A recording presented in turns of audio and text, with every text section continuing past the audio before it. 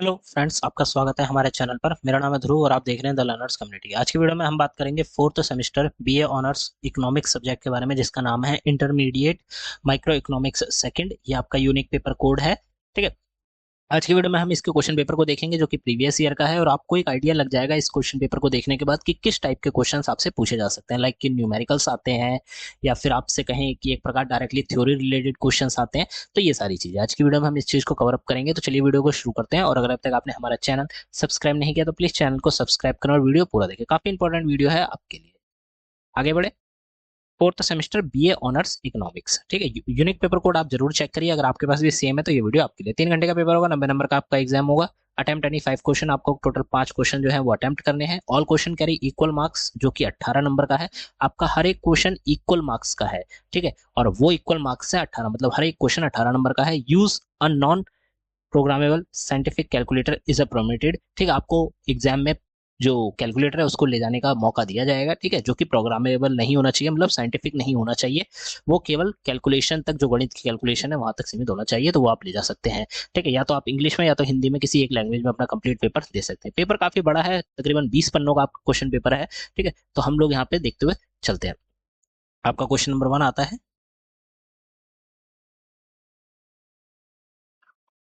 यहाँ से आपका जो क्वेश्चन है वो हिंदी में चालू होते हैं। ठीक है। जो क्वेश्चन नंबर 1 है, जिसमें का वाला जो है, उसमें आपको क्वेश्चन दिया गया है कि मान लीजिए किसी एकाधिकारवादी के उत्पाद की मांग इतनी है।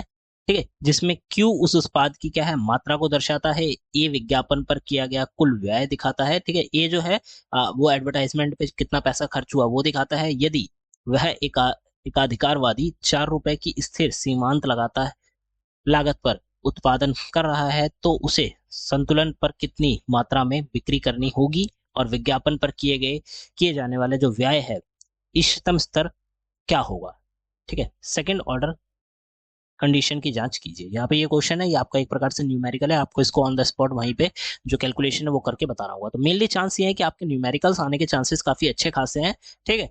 आगे बढ़े। क्वेश्चन नंबर 1 के बाद क्वेश्चन नंबर 1 के जो खा वाला ऑप्शन है उसमें भी सेम यही है कि मान लीजिए कि किसी छोटे शहर में पेन की केवल एक बड़ी फैक्ट्री है, और यह शहर में नौकरी का एकमात्र स्रोत है। ठीक है। पेन की क्या है, पूरे शहर में पेन की केवल एक फैक्ट्री है, जो कि नौकरी का भी एकमात्र स्रोत है, मतलब वहां पे ही आपको नौकरी मिल सकती है। पेन फैक्ट्री उस शहर से उच्च कर कौशल प्राप्त और कम कुशल दोनों तरह से श्रमिकों को काम रखने की योजना बना रही है। ठीक है। कंपनी क्या कर रही है कि भाई जहाँ पे कंपनी है उस शहर में हाई स्किल और जो कम स्किल के लोग हैं, ठीक है, उन दोनों को ही वर्क के लिए क्या कर रही है, काम कर रही है कि उनको दोनों को ही जॉब दी जाए। इसका उत्पादन फलन है, जो इसका फंक्शन है वो ये दिया गया है। ठीक है। और इन दोनों प्रकार के श्रमिकों के लिए जो आपूर्ति वर्ग है वो ये है और ये है। ठीक है। अब क्या है कि और एक पेन की बिक्री 12 रुपए होती है। ठीक है। एक पेन की क्या है, बिक्री 12 रुपए है। फर्म द्वारा काम पर रखे गए प्रत्येक प्रकार के श्रमिक की इष्टतम संख्या कितनी है और उनकी मजदूरी कितनी है। फर्म के उत्पादन के अधिकतम स्तर पर लाभ की गणना कीजिए। ठीक है। आपको तो पहले क्या निकालना है, यहाँ पे पहले क्या पूछा है, फर्म द्वारा काम पर रखे गए प्रत्येक प्रकार के श्रमिकों की इष्टतम संख्या कितनी है और उनकी मजदूरी कितनी है, ये आपको बतानी है। उसके बाद आपको बताना है फर्म के उत्पादन के अधिकतम स्तर पर लाभ की गणना करनी है। ठीक है। फर्म का जो उत्पादन है, जो भी वो चीज का प्रोडक्शन कर रहे हैं, उस पर अधिकतम स्तर पर कितना लाभ होगा ये आपको बताना है। ठीक है। और फिर सेकंड ऑर्डर कंडीशन की जांच भी आपको यहाँ पे करनी है। तो ये आपका क्वेश्चन है। अब आगे बढ़ते हैं क्वेश्चन नंबर 1। क्वेश्चन नंबर 1 का जो गा वाला पार्ट आता है उसमें भी सेम न्यूमेरिकल ही कहा गया है कि कोई एकाधिकारवादी और अलग अलग बाजारों में अलग अलग मांग वक्रों, जो कि ये ठीक है, फिर ये के साथ काम करता है, जिसमें क्यू पी और ए संबंधित बाजारों की मांग की मात्रा, कीमत और विज्ञापन का व्यय दर्शाता है। ठीक है। तो यहाँ पे क्वेश्चन पूछा गया है, दर्शाए गए एकाधिकारवादी को दोनों ही बाजारों में मांग की समान कीमत लोच का सामना करना पड़ता है। दोनों ही बाजारों में मांग की विज्ञापन लोच की गणना कीजिए। ठीक है। अब यहाँ पे विज्ञापन लोच की गणना करनी है। उसके बाद उपरोक्त एक और दो दूसरा है, जैसे ये वाला और ये वाला, में प्राप्त लोच का उपयोग करते हुए विज्ञापन बिक्री अनुपात की गणना करनी है। यह दर्शाइए कि विज्ञापन बिक्री का अनुपात उस बाजार में अधिक है जिसमें मांग विज्ञापन के प्रति अधिक संवेदनशील है, ठीक है, जो मांग है वो विज्ञापन के प्रति अधिक संवेदनशील है। तो ये आपको यहाँ पे बताना है। पहला जो पॉइंट है वो आपका 5 नंबर का है, दूसरा पॉइंट आपका 8 नंबर का है और तीसरा पॉइंट आपका 5 नंबर का है। तो ये जो क्वेश्चन है ये आपका 18 नंबर का हो जाता है। आपका क्वेश्चन नंबर 2 आता है, जिसमें क्वेश्चन नंबर 2 में का वाला जो है उसमें पूछा गया है, दो एजेंट गौरव और जया के साथ एक विनिमय अर्थव्यवस्था पर विचार कीजिए। ठीक है, गौरव और जया के साथ हमें क्या करना है, विनिमय जो अर्थव्यवस्था है उसके ऊपर विचार विमर्श करने हैं। वस्तु एक्स और वस्तु वाई पर गौरव और जया की प्राथमिकताओं को निम्नलिखित उपयोगिता फलन द्वारा दर्शाया गया। ठीक है, वस्तु एक्स मतलब कोई प्रोडक्ट है एक्स और कोई प्रोडक्ट है वाई। ठीक है, तो उसकी उपयोगिता फलनों को द्वारा यहाँ दर्शाया गया। ये आपको यहाँ पे कैलकुलेशन दी गई है। ठीक है, तो अब आगे बढ़े, इसको देखें। आगे देखें, गौरव का एक्स और वाई का आरंभिक एंड अमाउंट जो है वो ये है, क्रमांश 6 इकाइयां और 4 इकाइयां। और वहीं जया की बात करें तो शुरुआत एक्स जो थी वो 4 इकाइयां और जो वाई थी वो 2 इकाइयां अनाउंट की जाती है। अब बात करें, इसमें पॉइंट जो पूछे गए हैं उसमें है, अनुबंध वक्र की सीमाकरण का पता लगाइए और इसे एजवर्थ बॉक्स डायग्राम पर जो चित्रित है वो करना है आपको। ठीक है, डायग्राम यहाँ पे चित्र बना के आपको दिखाना है।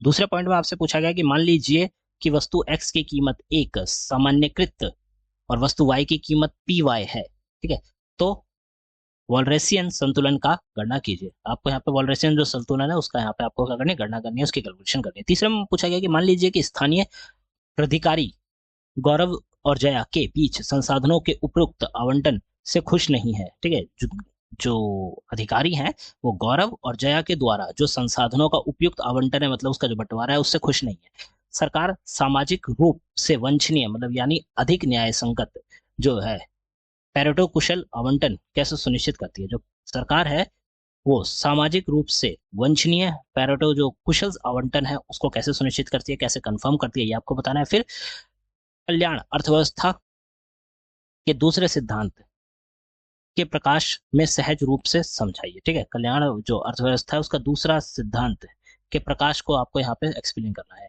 खा में आपसे पूछा गया है कि दीर्घ काल में एकाधिकार प्रतिस्पर्धा और उत्तम प्रतिस्पर्धा में क्या अंतर है, डायग्राम की सहायता से समझाइए। ये वाला जो आपका क्वेश्चन है ये एक प्रकार से थोड़ा बहुत थ्योरेटिकली और आपको वहां पर डायग्राम भी बना के दिखाना होगा। ठीक है, यहाँ पे आपको क्या पूछा गया, क्वेश्चन पूछा गया कि दीर्घकालिक में एकाधिकार प्रतिस्पर्धा जो है उसमें उत्तम प्रतिस्पर्धा और एकाधिकार प्रतिस्पर्धा में क्या अंतर है ये आपको बताना है और डायग्राम के साथ आपको यहाँ पे बताना है। ठीक है, पहला आपका 12 नंबर का है, दूसरा आपका 6 नंबर का है। ये वाला आपका जो है ये कंप्लीट आपका 12 नंबर का है, फिर ये वाला आपका 6 नंबर का है। क्वेश्चन नंबर 3 की तरफ आते हैं, जिसमें काम में पूछा गया है कि नोएडा की एक हाउसिंग सोसाइटी 2000 निवासी हैं। हाउसिंग हाउसिंग सोसाइटी में कितने 2000 निवासी हैं। यहाँ के निवासी केवल दो वस्तुओं का आनंद लेते हैं, त्योहार और भोजन। त्योहार एक सार्वजनिक वस्तु है जबकि भोजन क्या है, भोजन एक निजी वस्तु है। निवासियों की दो वस्तुओं के लिए समान प्राथमिकताएं हैं जिन्हें ये जो कैलकुलेशन है इसके द्वारा दर्शाया गया है। ठीक है, नोएडा की एक सोसाइटी है जहाँ पे 2000 लोग रहते हैं या निवासी रहते हैं, वो केवल दो चीजों का फायदा उठाते हैं या फिर आनंद लेते हैं। वो है, एक है त्योहार और दूसरा है भोजन। त्योहार क्या है, आप कह सकते हैं कि सार्वजनिक है और जो भोजन है वो निजी है, ये बताया गया। ठीक है, जो वस्तु हैं उनको प्राथमिकता दी गई है दोनों वस्तुओं को और उनका कैलकुलेशन यहाँ दिया गया। अब क्या है, एक्स एक्स त्योहार पर खर्च की गई कुल राशि है वो भी रुपयों में।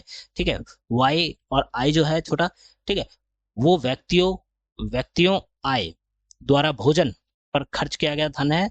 मान लीजिए कि त्योहार के प्रावधान की सीमांत लागत जो है एक है। अब यहाँ पे एक है तो यहाँ पे दो क्वेश्चन इससे रिलेटेड पूछे गए। त्योहार के लिए भोजन की प्रतिस्थापना की सीमांत दर जो है वो आपको गणना करनी है। फिर त्योहार पर खर्च की जाने वाली पेरेटो इष्टतम राशि क्या है ये आपको यहाँ पे गणना करनी है, मतलब उसको कैलकुलेशन करके यहाँ पे बताना है। खा में आपसे पूछा गया है कि डीडीए और आर के पुरम डीडीए आर के पुरम के ब्लॉक में एक नया सार्वजनिक पार्क बनना चाहिए यदि प्राधिकरण इस पर आने वाली लागत जो कि क्या है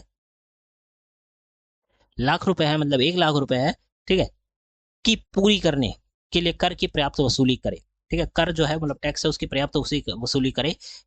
तो इस ब्लॉक में 4 परिवार रहते हैं। ठीक है, इस ब्लॉक में कितने 4 परिवार रहते हैं। सार्वजनिक पार्क में प्रत्येक परिवार को लगभग एक प्रकार से V1 जो है कैलकुलेशन के अकॉर्डिंग 10,000 और V2 20,000, V3 30,000 और V4 40,000 प्रतिकरण क्लर्क और groups demand revealing tax mechanism का उपयोग करना चाहता है।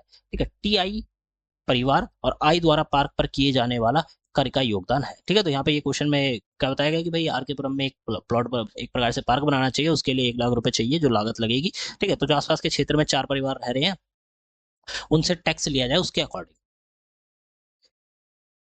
यहाँ पे आप क्वेश्चन पूछे जाते हैं। ठीक है, पहला क्वेश्चन क्या आता है कि यदि प्रत्येक परिवार अपना वास्तविक लाभ जो V1 बताता है तो प्रत्येक परिवार की कितनी T1 जो है टैक्स कितना निकलेगा और भुगतान करना होगा। चौथे परिवार की शुद्ध लाभ की गणना आपको करनी है। दूसरे क्वेश्चन में आपसे पूछा गया, मान लीजिए कि चौथा परिवार अपने लाभ को 50,000 के रूप में गलत बताता है जबकि अन्य परिवार अपना वास्तविक लाभ बताते हैं। ठीक है, चौथा परिवार जो है वो 50,000 रुपए बताता है लागत, परंतु वो गलत बता रहा है और जो बाकी बचे हुए 3 परिवार हैं वो सही अपना जो वास्तविक लाभ है वो बता रहे हैं। तो क्या पार्क बन सकता है, ये आपको बताना है। क्या पार्क बन पाएगा? यदि हाँ, तो चौथे परिवार की कितनी लागत करना होगा। ठीक है, जो चौथा परिवार है उसको कितनी लागत करना होगा पार्क बनाने के लिए। ठीक है, पार्क बनाने का मतलब कि उसको कितनी पैसे कमाने होंगे कि वो टैक्स दे जिससे कि पार्क बन पाए।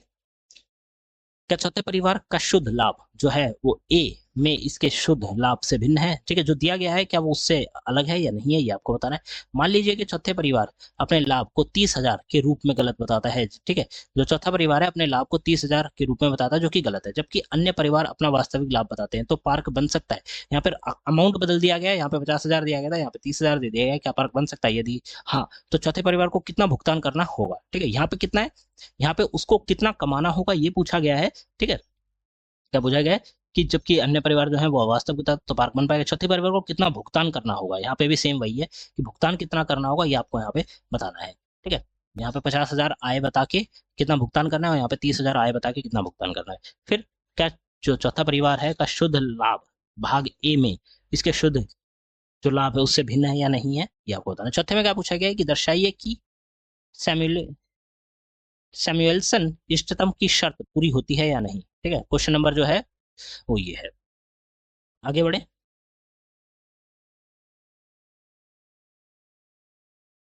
क्वेश्चन नंबर 4 आ जाता है, तुल्य रसायन का उत्पादन। अतुल्य क्या करता है? रसायन का उत्पादन करता है। उसकी लागत कितनी है? CX है इज इक्वल टू ये है क्या है जिसमें X उत्पादित किए गए रसायन की लीटर में संख्या है। जो X है वो उत्पादित किए गए रसायन की लीटर में संख्या है। 1 लीटर रसायन की बाजार में कितनी वैल्यू है? 1,000 रुपए। ठीक है, 1 लीटर मतलब 1,000 रुपए का बिकता है। विजय एक बेकर है। विजय क्या है? एक बेकरी चलाता है। अतुल्य द्वारा रसायन के उत्पादन के दौरान फैक्ट्री से निकलने वाली जहरीले धुएं का उस पर प्रतिकूल असर पड़ता है। ठीक है, विजय क्या है? एक बेकरी चलाता है, परंतु जब अतुल्य रसायन बनाता है तो उसकी फैक्ट्री से जो जहरीला धुआं निकलता है वो उसके लिए क्या है? प्रतिकूल असर डालता है। उसकी लागत कितनी है? ये है। ठीक है, जिसमें वाई उत्पादित बेक पर किए गए माल की संख्या है। जो वाई है उत्पादित किए गए बेक के जो माल की संख्या उस पे है। बेक किए गए माल की बाजार में मूल्य 40 रुपए है। अब ये क्वेश्चन हो जाता है। अब यहाँ पे मतलब ये जो स्टेटमेंट है वो हो जाती है। अब यहाँ पे क्वेश्चन पूछा जा रहा है। क्वेश्चन क्या है कि बाजार संतुलन पर कितने लीटर रसायन और कितने बेक किए गए माल का उत्पाद होगा, ये आपको बताना है। ठीक है, स्टेटमेंट में जो दिया गया है डिटेल्स कैलकुलेशन के लिए डेटा उसको आपको यूज करना है। और क्या बता रहा है कि बाजार संतुलन में कितने लीटर रसायन और कितने लीटर जो कितना बेक किया गया माल के उत्पादन होगा। फिर दूसरे में पूछा गया, मान लीजिए अतुल्य और विजय को संयुक्त रूप से अपने लाभ को अधिकतम करना है। ठीक है, दोनों को अपने लाभ को ये जो प्रॉफिट है उसको बढ़ाना है। कितने लीटर रसायन और कितने बेक किए गए माल का उत्पाद किया जाएगा। ठीक है, कितना ज्यादा मतलब रसायन कितना ज्यादा लीटर बनाया जाएगा और कितना बेक किया जाएगा जो बेकरी में काम होगा जिससे क्या हो कि लाभ हो। गांव में आपसे पूछा गया उपरोक्त ए से प्रतिस्पर्धा बाजार परिणाम और उपरोक्त बी से संयुक्त लाभ अधिकतम करण परिणाम की तुलना कीजिए। ठीक है, उपरोक्त जो ए है उससे प्रतिस्पर्धा बाजार के बारे में बताना है परिणामों के, और उपरोक्त बी है उससे संयुक्त लाभ अधिकरण के बारे में आपको बताना। कौन सा परिणाम पेरेटो पेरेटो इष्टतम है और क्यों, ये आपको बताना है। घ में आपसे पूछा गया है कि बाहरी समस्या का एक समाधान पैगविनिया कर है। उपरोक्त समस्या में टैक्स का भुगतान कौन करता है? पैगविनिया कर बाहरी समस्या का समाधान कैसे करता है, ये आपको यहाँ पे बताना है। ये आपका थोड़ा बहुत रिलेटेड थ्योरी रिलेटेड है। ठीक है, यहाँ पे पैगविनिया जो है वो आपको टैक्स है उसके बारे में आपको पढ़ना है। आगे बढ़े, क्वेश्चन नंबर 4 का जो आखिरी पॉइंट है उसमें आपसे यहाँ पे पूछा गया कि इस समस्या का एक अन्य समाधान को एशियन सौदेबाजी है। मान लीजिए अतुल के पास हानिकारक धुआं उत्सर्जित करने का कानूनी अधिकार है, तो वे किस प्रकार पैरेट इष्टतम जो परिणाम है पर पहुंचेगा, सहजता से समझाइए। ठीक है, इसका मतलब क्या है कि अतुल के पास राइट्स हैं कि वो धुआं जो है वो बना सकता है, जो धुआं पैदा हो रहा है उस चीज के राइट। तो इससे क्या होगा, अधिकतम कितने, जो इष्टतम है कितने पैरेट तक पहुंच सकता है परिणाम, ये आपको यहाँ पे बताना है। ठीक है, यहाँ पे आपके क्वेश्चंस के नंबर भी दिए गए हैं कि जो पहला क्वेश्चन था वो 2 का था, फिर 3 का, फिर 4 का, 4 का, और ये आखिरी वाला आपका 5 का है। मतलब ये जो डा है ये आपका 5 नंबर का है। क्वेश्चन नंबर 5 की तरफ चलते हैं। इसमें काम है, आपसे पूछा गया है दो व्यक्ति ए और बी हैं और दो वस्तुएं एक्स और वाई के साथ क्या करते हैं, एक शुद्ध विनिमय अर्थव्यवस्था पर विचार कीजिए।